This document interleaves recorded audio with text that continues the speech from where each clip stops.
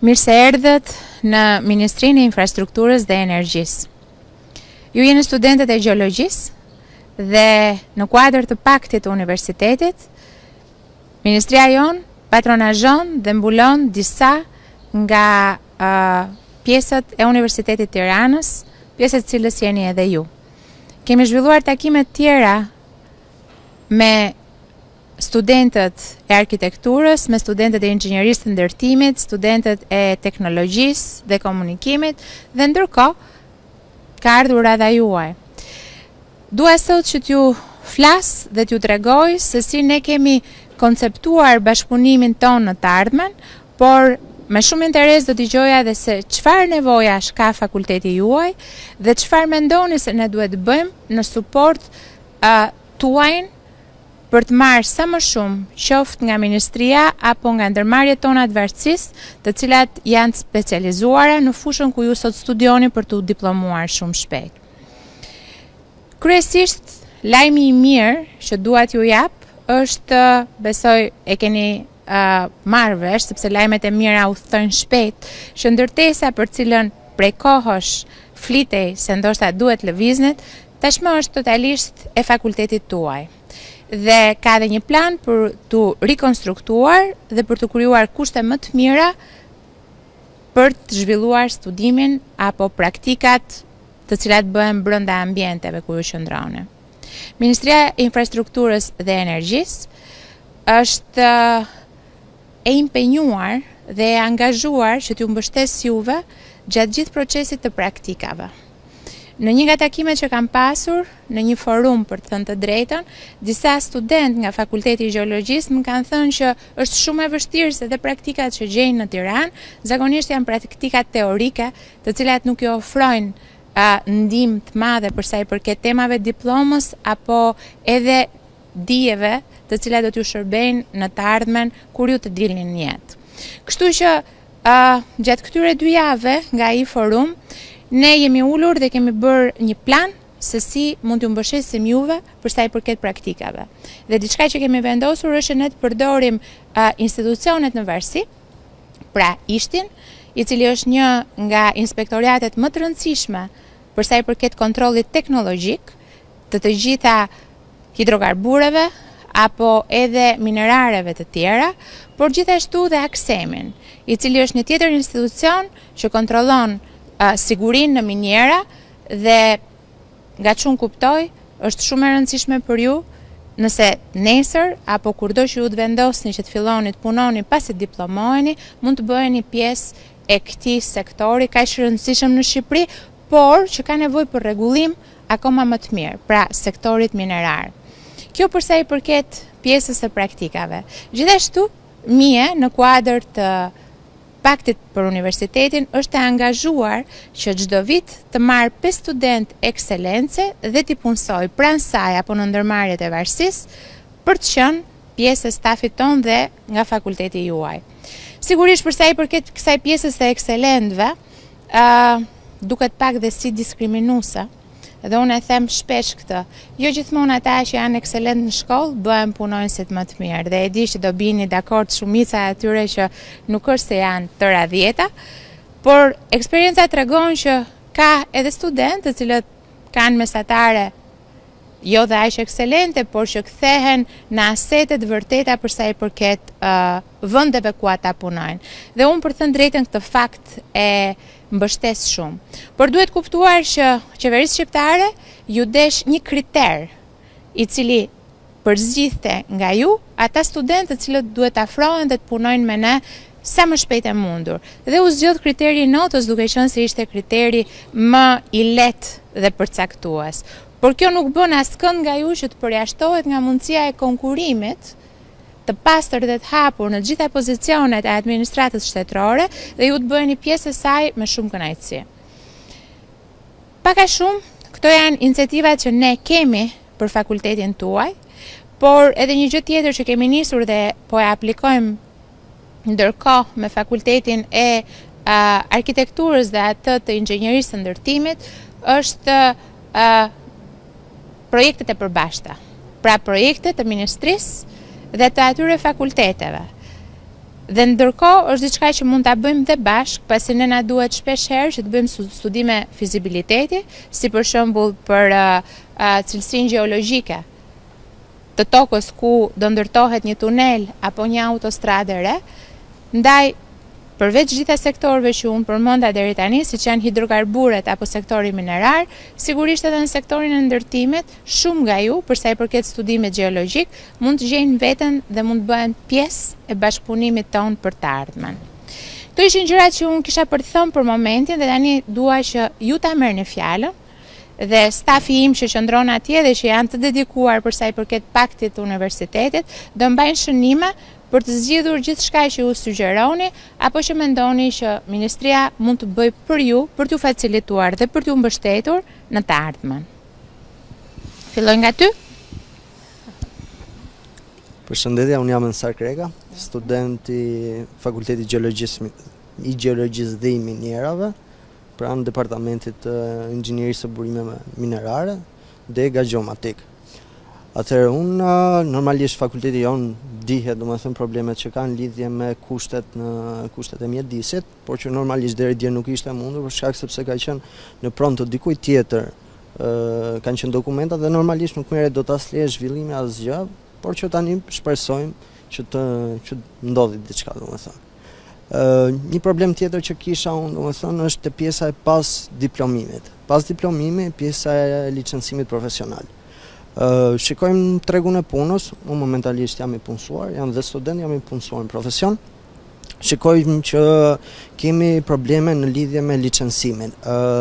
Nuk ka një kriter note në pjesën e licencimit profesional. Pas përfundimit të studimeve, i duhet po njëjta periudhë kohë një studenti që si unë me nota shumë të ulta, me një student tjetër që është ekselencë. Mu duket pak e pa drejtë, sepse normalisht ai ka dije më shumë në ana teorike gjatë kohës në fakultet, përderisa ka ato nota, dhe normalisht edhe në terren e ka akoma më të lehtë, domethënë i përvetëson akoma më mirë ato aftësitë praktike, dhe mendoj ose normalisht që do e sugjerohet, domethënë që të bëhet një ndarje që në një nivel të caktuar. Deri në këtë notë të duhen kaq vite, pastaj me një mesatare më të lartë se kjo të duhen kaq vite në bazë të licencave, domethënë. Sepse për këtë po luftojmë ne, po luftojmë për licenca duke qenë sepse ajo e bën diferencën e pagës. Në fund ka goxha diferencësh gati 2 fishi i pagës kur ti je i licencuar dhe kur je i pa licencuar, domethënë. Kemi punuar shumë për ato vite për të bërë për të arritur deri aty dhe pse mos të pagohemi domethënë më mirë, domethënë, qofse kemi mësuar për ato 5 vite që janë kryer studime. Edhe një diçka tjetër që kisha, unë nuk është shumë, domethënë është më shumë personale kjo.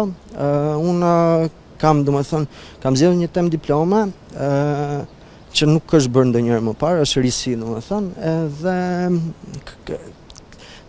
kisha dëshirë, domethënë, nëse do kishte mundësi të ndihmonte ministria, nuk kërkoj as financime, asgjë, kërkoj vetëm ekspert, domethënë, të fushës që do ndihmonte, thjesht për të më ndihmuar në lidhje me software-in që unë dua të prodhoj, që nëse pastaj pse jo mund përdor edhe nga ministria. Vetëm për ekspertët, domethënë. Ekspertizën do bëhen eksperimente për ta parë a do arrihet apo jo, kjo që kam menduar unë me pedagogun udhëheqës që kam. Isabela Ahmeti nga Degat e Shkencave të Tokës, viti 3. Me sa u informova, domethënë praktika që do bëhet do zhvillohet në ambientet e ministrisë. Përse këto praktika në një të ardhmen mos zhvillohen në ambientet e fakultetit ose të krijohen kushte që të zhvillohen në ambientet e fakultetit, të krijohen kushte, nuk e di.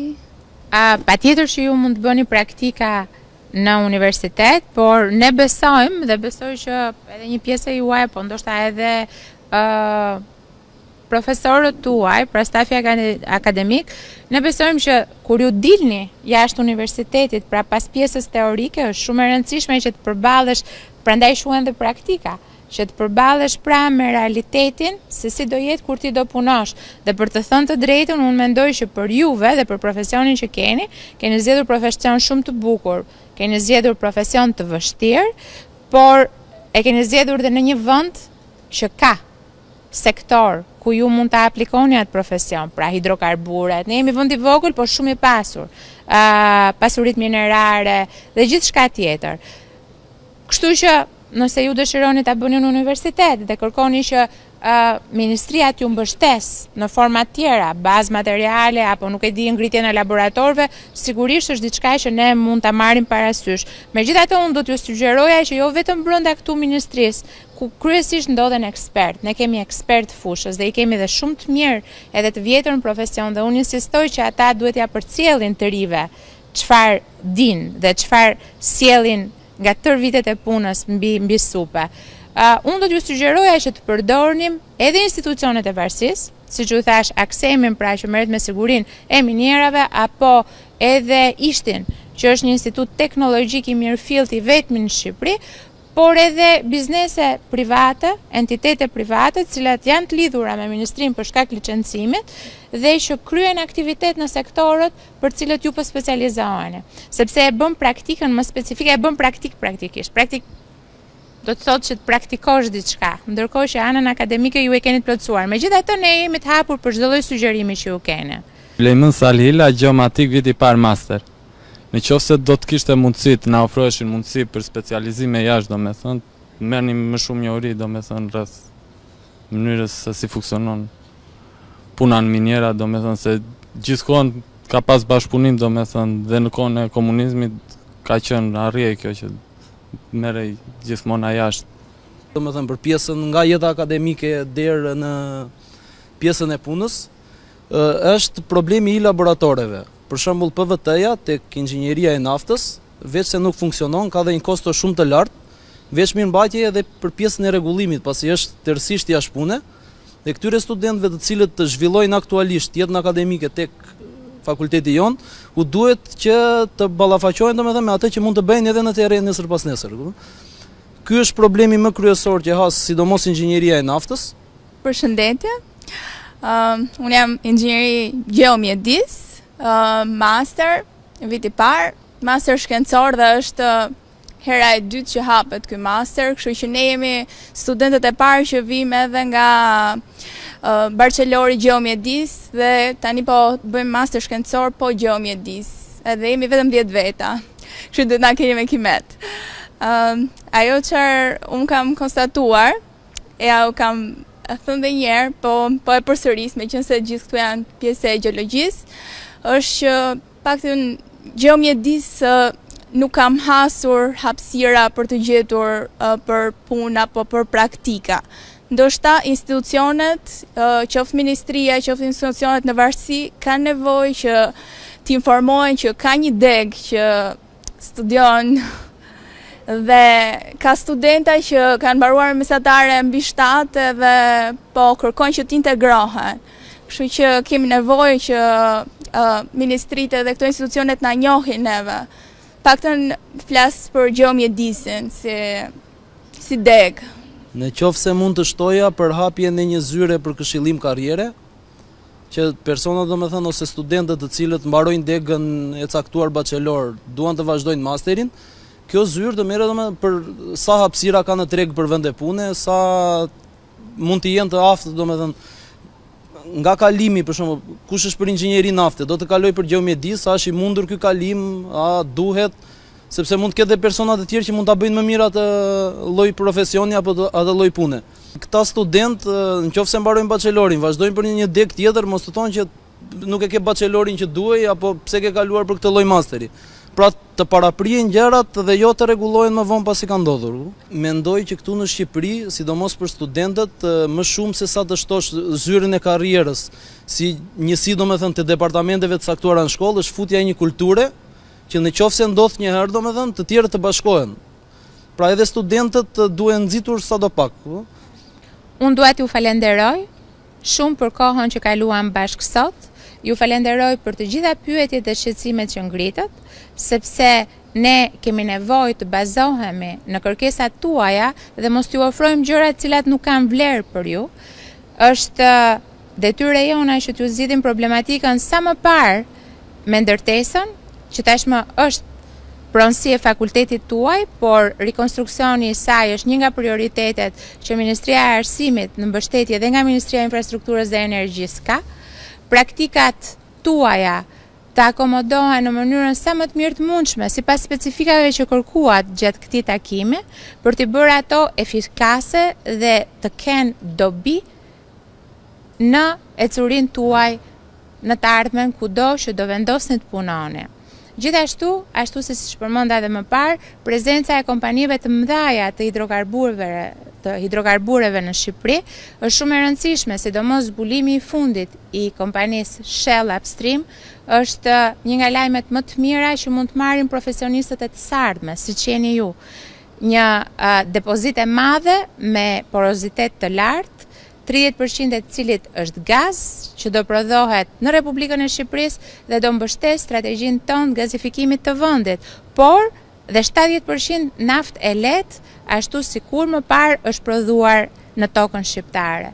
Të gjitha këto do bëjnë që në të ardhmen mundësitë tuaja për punësim të jenë gjithmonë më të larta dhe zgjedhja, ju duhet keni zgjedhje, pra të vendosni nëse do të punoni në administratën publike si ekspert, apo nëse doni të punoni edhe në entitete private kaq të shquara dhe kaq të mëdha në fushën e hidrokarbureve apo dhe të minierave. Ishte kënaqësi që ishit sot në Ministrinë e Infrastrukturës dhe Energjisë, ju jeni gjithmonë të mirëpritur, nuk ka nevojë që ne të mblidhemi dhe diskutojmë në rrethet gjëra, ju jeni të lirë për të shkruar në çdo moment dhe për të paraqitur kërkesat tuaja apo për të na dhënë idetë tuaja, të cilat janë të mirëpritura dhe ne i vlerësojmë pa mas. Ju falenderoj edhe një herë.